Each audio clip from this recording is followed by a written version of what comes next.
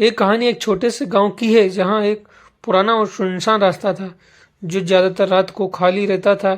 इस रास्ते के बारे में लोगों का कहना था कि वहां एक रिक्शे वाला भूत भटकता है। एक कहानी सच है या फिर अफवाह यह किसी को नहीं पता, लेकिन गांव में डर का माहौल जरूर था। एक दिन रमेश नाम का एक युवक गांव में अपने दोस्त से मिलने आया। रात हो चुकी थी और उसे वापस अपने गांव जाना था। उसके दोस्तों ने उससे मना किया, रमेश इस समय पुराने रास्ते से मत जाओ, वहां रात में एक भूतिया रिक्शा दिखाई देता है। कई लोग कहने लगे कि उन्होंने उसे देखा है। वहां एक रिक्शे वाला भूत भटकता है। एक कहानी सच है या फिर अफवाह यह किसी को नहीं पता, लेकिन गांव में डर का माहौल जरूर था।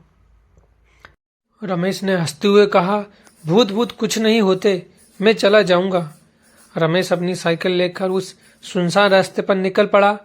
आधे रास्ते में उसे अचानक एक रिक्शे की घंटी की आवाज सुनाई दी। उसने मुड़कर देखा तो एक पुराना रिक्शा आ रहा था जिसमें एक आदमी बैठा था। रिक्शे वाला सफेद कपड़े पहने हुए था और उसका चेहरा साफ दिखाई दे रहा था। रमेश ने सोचा, अजीब बात है, इतनी रात में कौन होगा। रिक्शे वाला उसके पास आकर बोला, क्या तुम सवारी करना चाहोगे? मैं तुम्हें जल्दी पहुंचा दूंगा। रमेश ने पहले तो इनकार किया, लेकिन फिर सोचा कि ये तो अच्छा मौका है, वह जल्दी घर पहुंच जाएगा। उसने रिक्शे में बैठने का फैसला किया। जैसे ही रमेश रिक्शे में बैठा, उसे अजीब ठंडक का अनुभव हुआ। उसे ऐसा लगा जैसे हवा में एक भागीपन। कुछ देर बाद उसने देखा कि रास्ता बदल चुका है। अब वह एक अजीब जगह पर था जो उसने पहले कभी नहीं देखी थी। चारों तरफ अंधेरा और कोहरा छाया हुआ था।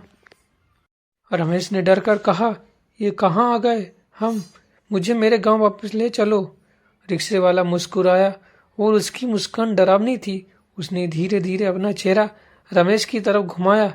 रमेश ने देखा कि उसका चेहरा खून से सना हुआ था और उसकी आंखें गहरी काली थी।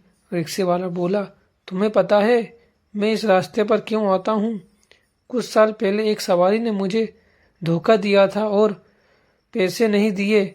मैंने गुस्से में आकर उसे मार दिया और उसी दिन से मैं यहाँ भटक रहा हूँ। अब हर रात मैं किसी नई सवारी की तलाश करता हूँ जो मुझे अपना साथी बना सके। रमेश का दिल जोर जोर से धड़कने लगा। उसने समझ लिया कि ये कोई इंसान नहीं बल्कि भूत है। उसने तुरंत अपनी साइकिल पकड़कर कूद लगा दी और तेजी से भागने लगा। पीछे से रिक्शे वाले की डरावनी हंसी सुनाई दी, लेकिन रमेश ने बिना रुके भागना जारी रखा। किसी तरह वह वापस अपने गांव पहुंचा और उसने लोगों को एक घटना सुनाई। अब रमेश भी मान चुका था कि भूत सच में होते हैं। इस घटना के बाद उस रास्ते पर कोई भी रात को जाने की हिम्मत नहीं करता।